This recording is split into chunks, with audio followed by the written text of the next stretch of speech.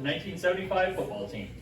On August 11th, 1975, Pius 10th High School began its football practice for the coming season. In the 4 previous years, Pius had won 3 mythical Class B state football championships.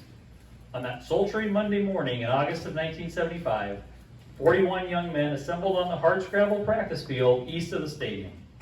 These young men had set for themselves a goal to become the first unbeaten, untied football team in the history of Pius X, and to be the first team to win the Class B state football championship playoff series. On Friday, November 14th, 1975, they achieved that goal after a season so dominating that Vince Aldrich called them the finest bunch of young men I've ever coached and the standard by which all Pius football teams will be measured. At this time, I'd like to invite the members of the 1975 football team to gather to my right, and then for team member Ron Coniglio to come to the stage to speak on behalf of the 1975 football team and their members. Let's go, boys.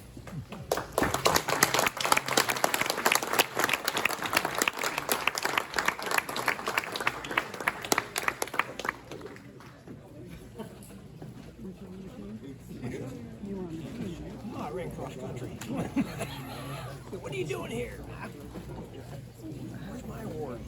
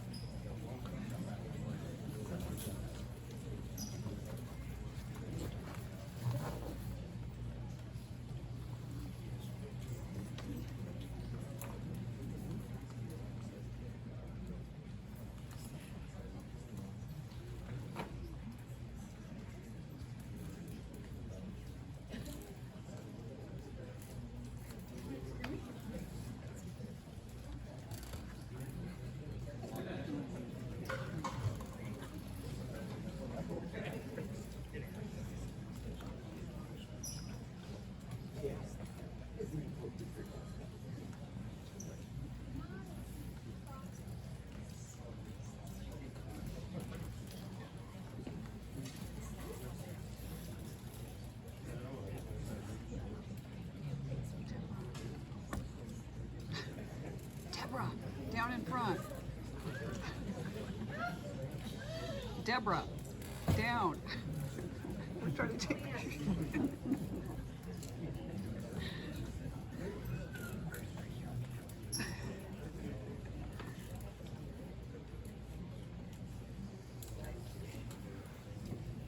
On behalf of the 75 team, I would first like to thank Pius X High School and the Hall of Fame Selection Committee for honoring us here today.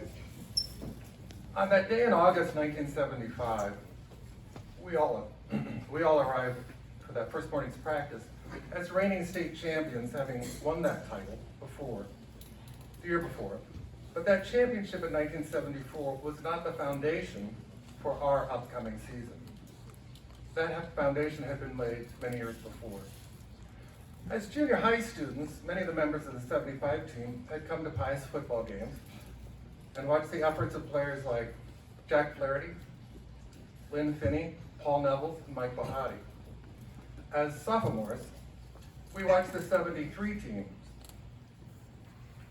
and the circus catches of John Magsman, the rifle arm of Jim Hammerski, the field leadership of Tom Waite, and the fearlessness of Joe Millard punt returns. The foundation of the 75 team had been set by the tradition of the football program here at Pius dating back to the late 60s, and before that. So as we walked toward the locker room that August morning, with the red cinders of the old track crunching under our shoes, we knew that people had expectations of us for that fall season, though none higher than the ones we had set for ourselves. To have a perfect, unbeaten, untied season, culminating in the first state championship ever achieved through the playoff system. Down the steps we went, across the lower locker room, back up into the varsity locker room.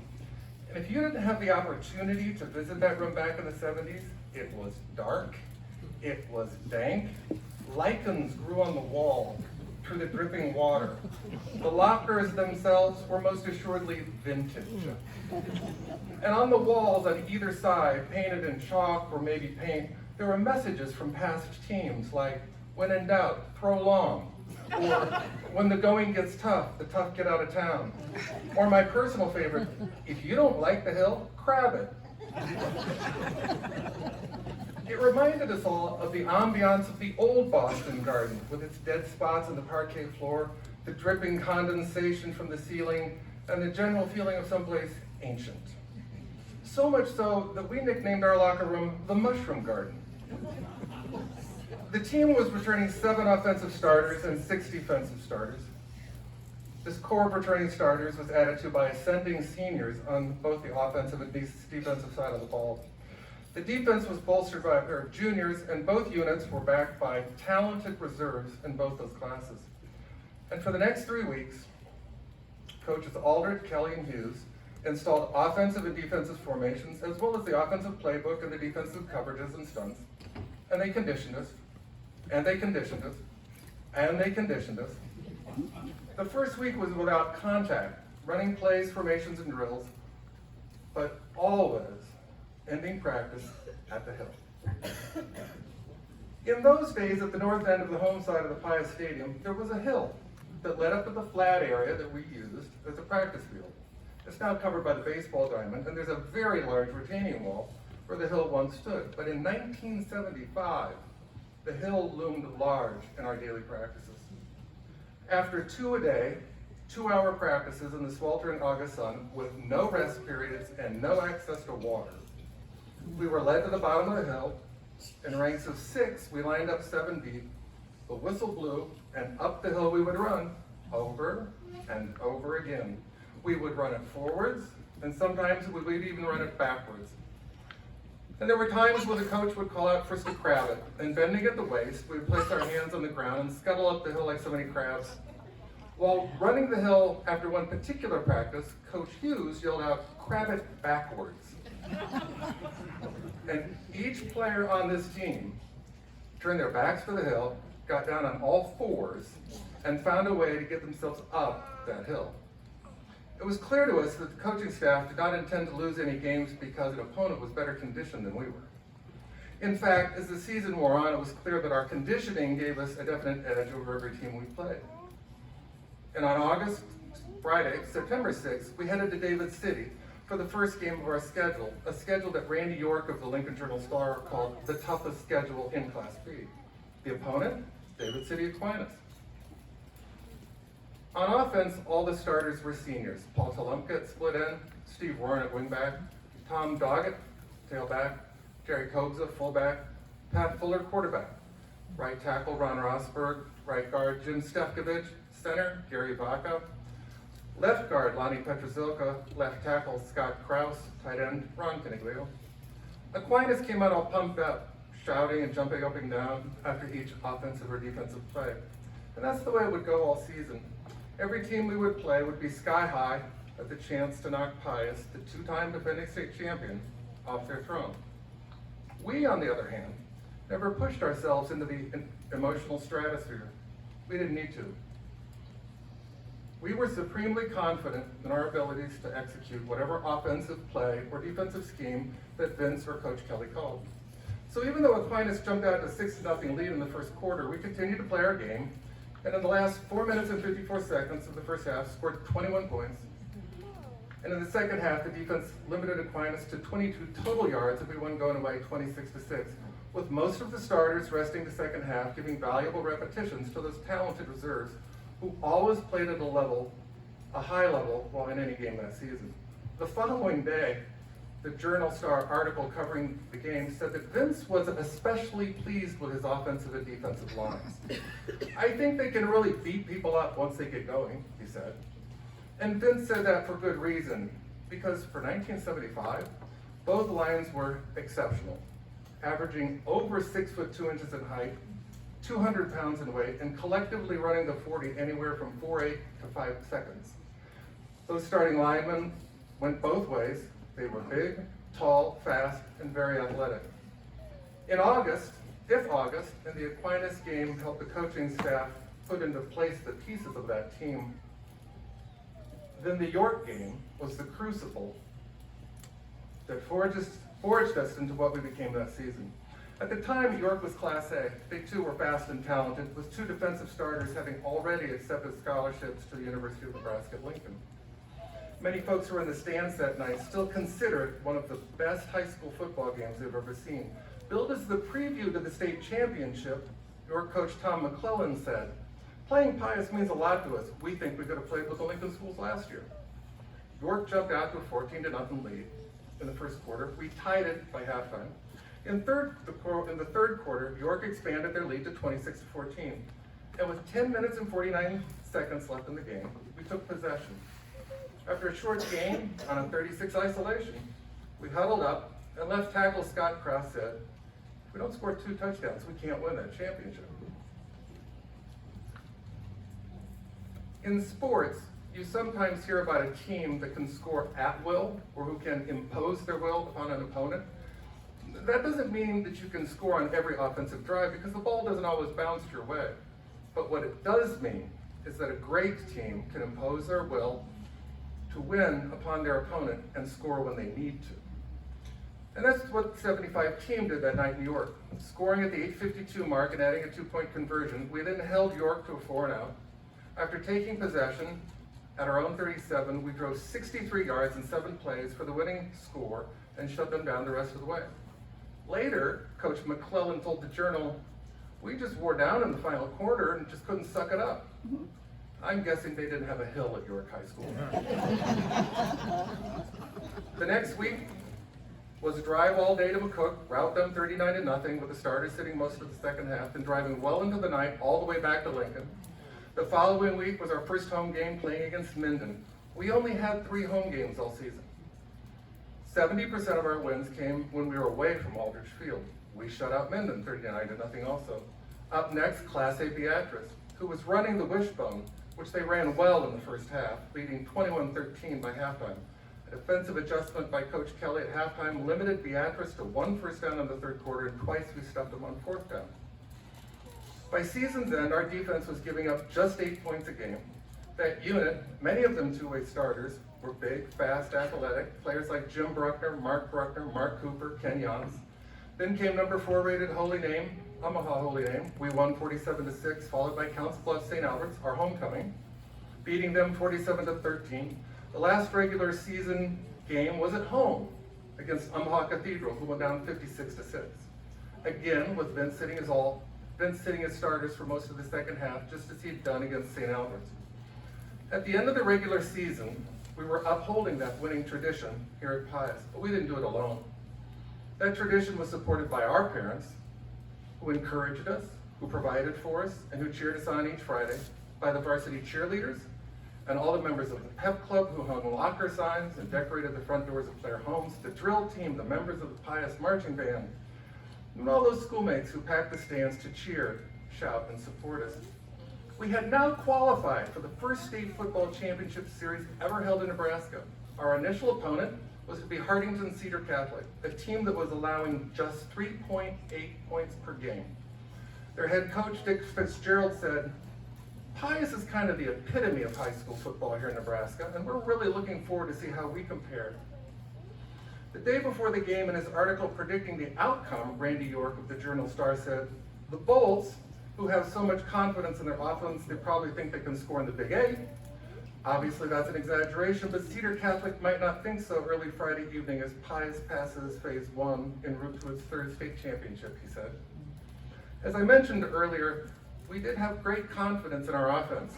And with good reason. Vince had such a wide array of offensive weapons to choose from.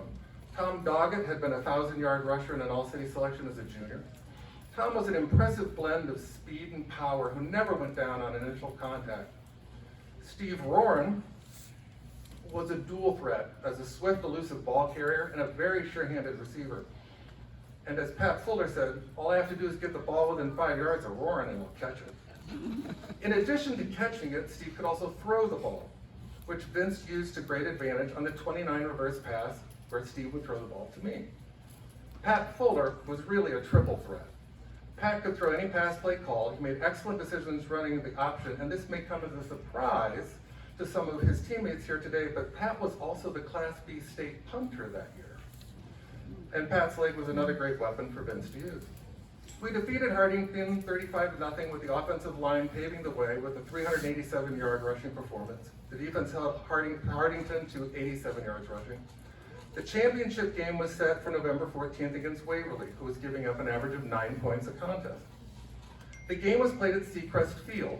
In his state prep playoff pick article, Randy York said of the 4 teams in and around Lincoln, Pius X, Waverly East High, and Omaha West Side, who were all playing for their respective championships, Pius, seeking its 3rd straight Class B championship, has the most awesome team while cutting down 9 straight challengers. The Thunderbolts have averaged 39 points a game and have held their opponents to a 9-point average. That's a winning margin of 30 points. East High has been held to 1 touchdown twice this season and to 2 touchdowns on 4 occasions, he said. Having beaten East High as freshmen, sophomores, and reserves, it has always remained the contention of the 75 team that if we'd have played East High that night, instead of Waverly, we'd have beat them too. By the 3rd quarter of the championship game, we were leading Waverly 29-0. But the team wanted more. So when faced with a 4th and 7, Vince sent in the direction to punt. But we, the seniors on offense, decided to change the play. Oh. Mind you, we had never practiced a fake punt all season. But because we had so much confidence in our ability to impose our will upon our opponents, that in a matter of a few seconds, we convinced Fuller to fake the punt, pass the ball out into the flat to me, and the play went for 37 yards. But the other part of that story is this. Yes, it was 4th and 7, but we were on our own 22-yard line. Now there's confidence for you. We finished the drive with a 27-yard touchdown pass. Vince never mentioned our decision to go for it to any of us, but I'm sure he shook his head, looked at Coach Kelly, and smiled. The game ended at 27-0, culminating in the state championship goal that we had set for ourselves. That's when the season began. During that first state championship playoff series, we averaged 31 points a game, giving up exactly 0 points. The following day, the journal article detailing the game, Vince was quoted as saying, "I was finally able to tell these kids are the finest bunch of young men I've ever had." In my 20s, Mr. Aldrich and I became fishing partners. We would travel down south of Denton to a set of farm ponds in search of largemouth bass. It will forever remain a surreal memory for me the day I turned off the highway onto Whitstruck Road to cover those last few miles to the ponds, with Vince sitting beside me in my little red Capri, singing Me and Julio down by the schoolyard with Paul Simon on the radio, and Vince, bless his heart, was trying to sing High Harmony. On one of those trips, he talked about the 75 team and how he considered it the standard by which he would measure all his teams before and after the 1975 season. And speaking on behalf of my teammates, we are humbled by his words. And now, the team wants you to know, we had fun. We had lots of fun. We learned how to work towards a common goal, endured deprivation and exertion, how to count on one another. We learned confidence, we learned grace, and many a life's lesson. And we became friends. And those friendships continue till this day. So with that, I will close my remarks saying that for the members of the 1975 Class B State Football Championship team, life has presented us with many happy and joyous moments, as well as many trying and painful ones. However, That magical season 46 years ago and this induction today ranks among the former, and we want to thank you all for coming and sharing this very special honor with us.